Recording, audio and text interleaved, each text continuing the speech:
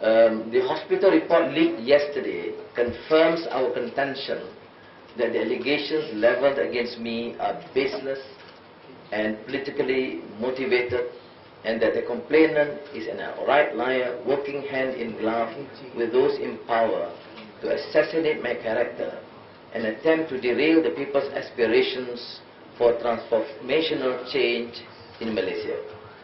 This report makes a mockery of the so-called impartial police investigations and clearly shows the dubious but persistent attempts to incriminate me by whatever means employable. How else can we fathom why the police, during the last 4 weeks of their thorough and professional investigations, have overlooked such a critical piece of evidence?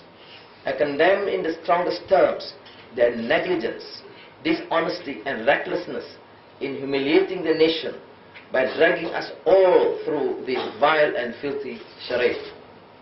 Our refusal to submit a DNA sample has been vindicated. The failure of the police to disclose this medical report all but confirms their intention to frame me. Although quite apparent even before yesterday, their desperate attempt to collect a new DNA sample is now even more clearly a last-ditch effort to build a case where none exists.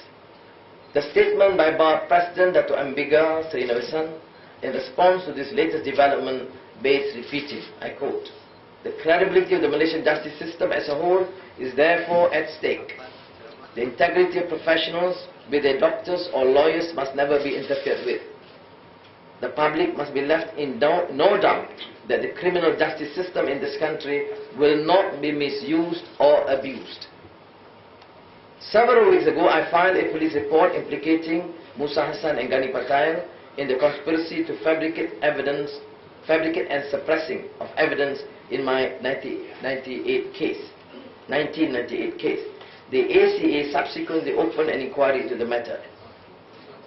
Given their current involvement as heads of the police and Attorney General chambers and their early attempt to discredit and defame me, I've consistently asserted that a fair investigation into this matter would be impossible, notwithstanding the dubious character of the complainant and his association with the Deputy Prime Minister, his wife, her staff, as well as key figures in the police department.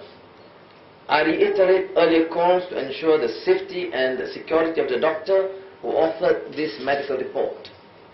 Reports that he and his family may be in danger must not be taken lightly, given earlier instances when key witnesses in high-profile cases in Malaysia have been threatened, coerced, or gone missing. My family, Aziza, and I have endured a great deal during the last month. Our fears of a repeat of the trauma and abuse inflicted upon us in 1998 were bearable only with a tremendous outpouring of support from our friends in Malaysia and throughout the world. We breathed a deep sigh of relief upon hearing of the report, and after seeing it with our own eyes, felt a great burden lifted from our shoulders. We remain eternally grateful to them for their belief in us and their commitment to the cause of freedom and justice in Malaysia. I also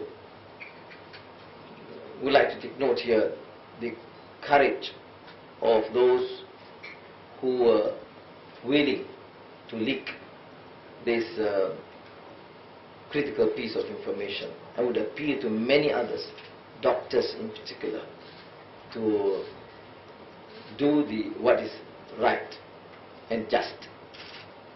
I've willingly cooperated in the police investigations, careless and vindictive though it has turned out to be. But I've decided that nation is in a grave situation economically and socially, and I can no longer be distracted by such nuisances.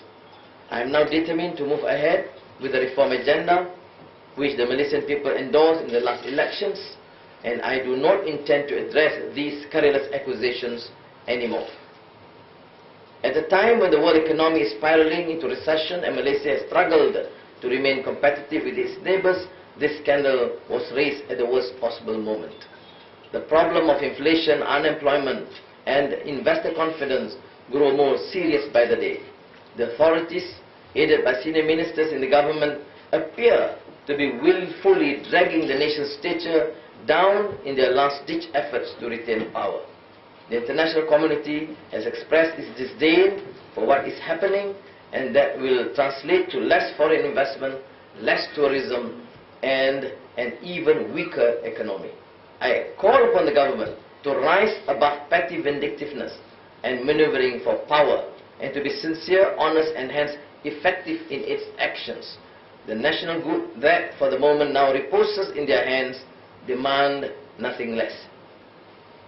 Thus far, nobody has challenged that. From the Malaysia Kini report, as you said, you have seen yesterday, the Pusrawi took back the report saying that it is ours. It was never denied. And I've also checked with various specialists, and would readily confirm this without any doubt. I would also add that the police reaction is very interesting. They merely talk about sabotage of police investigations, but they have not alleged that the report has been fabricated. The usual operating procedure is, if there's even the slightest doubt, they promptly say it's been fabricated. But the initial reaction has not been, it has been fabricated. It is merely a question of, how did you get this report? And this report is going to sabotage police investigations. On the contrary, the legal team feels that this report is crucial, that it helps police investigation immeasurably. It is clear and categorical that the offence alleged never took place. Any subsequent medical report that says otherwise is highly doubtful, because between the first medical report and the second medical report, the crime scene should not have changed at all. I don't know him. I've not met him. It was the first time I observed the name from the report.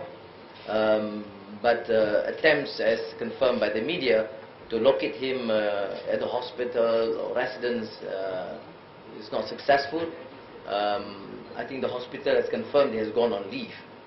So I'm not in the position to say anything more, except to appeal to the authorities, please ensure that his safety is guaranteed. That he should not be found, just missing, or any other form of intimidation or harassment. The courts have always taken the position that evidence that is relevant is admissible even though it has been wrongly exposed. The situation now is that everybody knows about the medical report. The invasion of doctor-patient confidentiality has occurred. It is regrettable, but you cannot run away from the fact that it is now very clear that there is no sodomy involved. That is what the police are investigating. That is what the police should concentrate on. As famous leader in the Malaysian bar, Raja Aziz, has always said, the natural reaction among powers to be in Malaysia is to look for flaws in the messenger rather than look at the actual message itself.